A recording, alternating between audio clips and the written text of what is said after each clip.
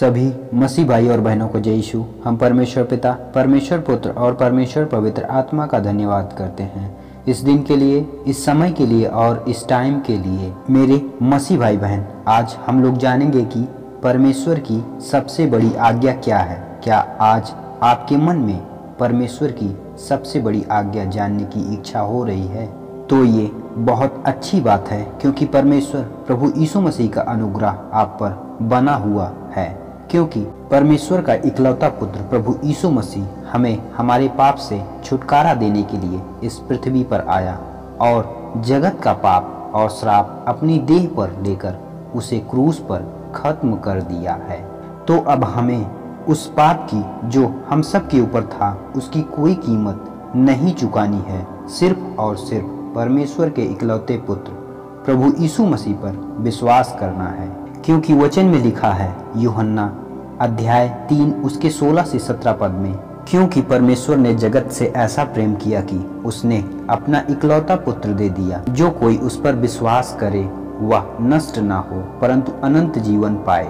क्योंकि परमेश्वर ने अपने पुत्र को जगत में इसलिए नहीं भेजा कि जगत को दोषी ठहराए, परंतु इसलिए कि जगत उसके द्वारा उद्धार पाए। परमेश्वर इस सृष्टि का रचनाकार, हमारा पिता, जिसने हम सब की रचना की, वो हमसे इतना प्यार करता है कि अपने पुत्र को पृथ्वी पर भेजने के लिए एक पल भी नहीं सोचा।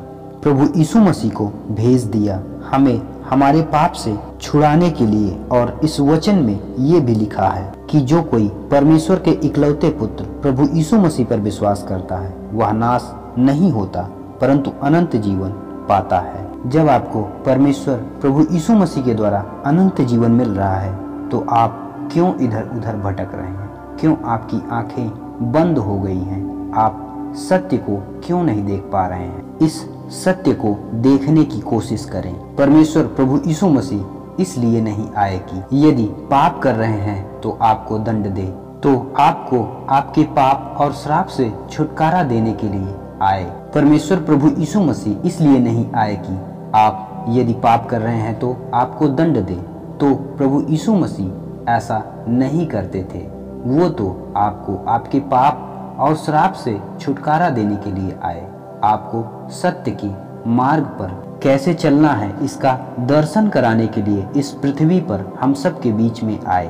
प्रभु यीशु मसीह स्वर्ग राज्य को, आनंदमय राज्य को छोड़कर इस पृथ्वी पर क्यों आए? इसका एकमात्र कारण है परमेश्वर का प्रेम, जो प्रभु यीशु मसीह को इस पृथ्वी पर आना पड़ा। प्रभु यीशु मसीह हम सबको व्यभिचार, झूठ, चोरी, हत्या, इन सभी चीजों से बचाने के लिए आए। आप सबके अंदर प्रेम की आत्मा भरने के लिए आए, ताकि तुम सब एक आत्मिक प्रेमी बनो, न कि शारीरिक प्रेमी। आत्मा के प्रेम में और शारीरिक प्रेम में बहुत अंतर है। आत्मा का प्रेम परमेश्वर की ओर से है, परंतु शारीरिक प्रेम संसार अर्थात शैतान की ओर से होता है। तो आपके सामने दोनों बातें हैं। आप किसको ग्रहण करना चाहते हैं, सांसारिक प्रेम को या फिर परमेश्वर के प्रेम को? और इन दोनों प्रेम को ग्रहण करने के बाद जो रास्ता है, इन दोनों प्रेम का रास्ता अलग अलग है। हम आगे और वचन पढ़ेंगे। मत्ती अध्याय 22 उसका 34 पद। जब फरीसियों ने सुना कि उसने सदूकियों का मुंह बंद कर दिया है तो वे एकत्रित हुए और उनमें से एक ने, जो व्यवस्थापक था, परखने के लिए उससे प्रश्न किया, हे गुरु, व्यवस्था में कौन सी आज्ञा प्रमुख है? उसने उससे कहा, तू प्रभु अपने परमेश्वर से अपने सारे हृदय और अपने सारे प्राण और अपनी सारी बुद्धि से प्रेम कर। यही बड़ी और प्रमुख आज्ञा है, और इसी के समान दूसरी यह है, तू अपने पड़ोसी से अपने समान प्रेम कर। यही दो आज्ञाएं संपूर्ण व्यवस्था और नबियों का आधार है। परमेश्वर प्रभु यीशु मसीह इस वचन में सिर्फ और सिर्फ एक बात कह रहे हैं, प्रेम की। तू अपने सारे हृदय, प्राण और अपनी बुद्धि से तुम सिर्फ प्रेम करना। कौन सा प्रेम? प्रभु यीशु मसीह यहाँ पर सिर्फ और सिर्फ आत्मिक प्रेम के बारे में बात कर रहे हैं। नहीं तो आप समझें कि शारीरिक प्रेम। नहीं, आप किसी दूसरे की पत्नी से प्रेम करने चले जाओ। यदि आप ऐसा करोगे तो पाप होगा।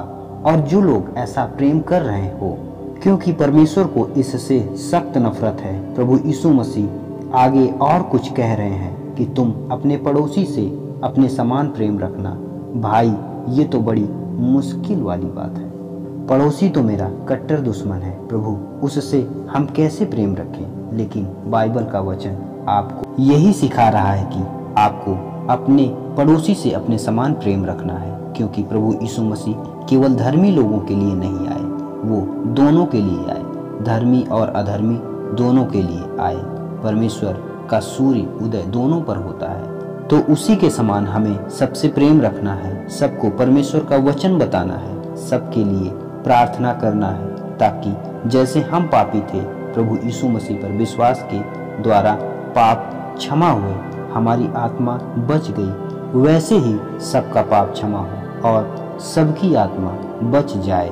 परमेश्वर की यही इच्छा है। यदि आपके अंदर ऐसा आत्मिक प्रेम है जो परमेश्वर की ओर से आता है, तो यही परमेश्वर की सबसे बड़ी आज्ञा है। सभी मसीह भाई और बहनों को जय यीशु। हम परमेश्वर पिता, परमेश्वर पुत्र और परमेश्वर पवित्र आत्मा का धन्यवाद करते हैं इस दिन के लिए, इस समय के लिए और इस टाइम के लिए।